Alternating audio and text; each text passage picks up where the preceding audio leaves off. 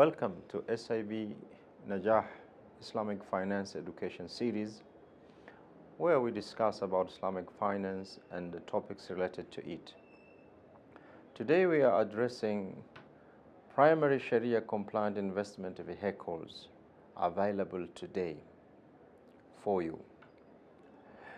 There are two major platforms for Sharia compliant investments.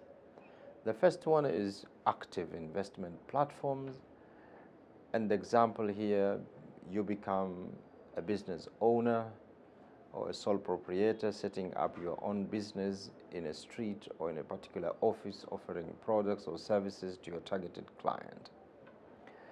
Now, depending on what you sell or the service you offer, the gauge or the ruling will apply as to whether it is Sharia compliant or not. But that's an avenue that is there. The second avenue is on the passive investment platform, and passive investment platform means that you are not directly involved in the running of day-to-day investment operations of whatever that you are investing in. And here there are several options. One is acquiring halal stocks. These are screened shares of listed companies that are traded in an exchange.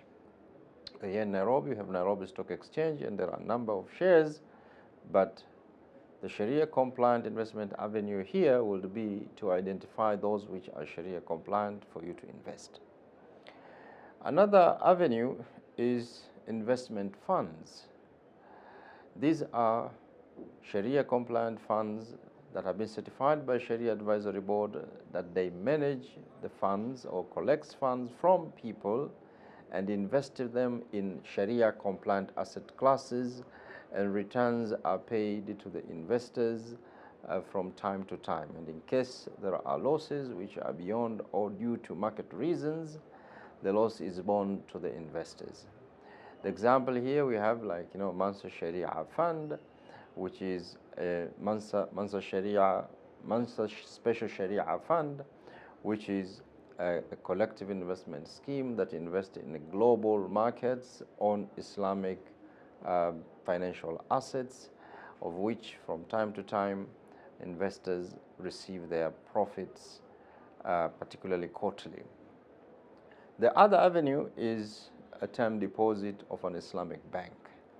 This is where you open a term deposit account and you put your money for a specific period of time, and it is managed under profit and loss sharing arrangements, of which after that end of time, the maturity, you get your money back plus the profit that has been acquired and is shared with you.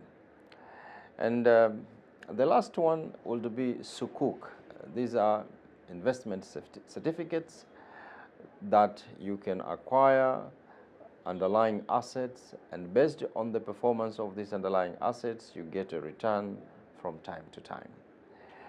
These are just a few examples of passive investment platforms that are Sharia compliant that you can consider. Thank you so much.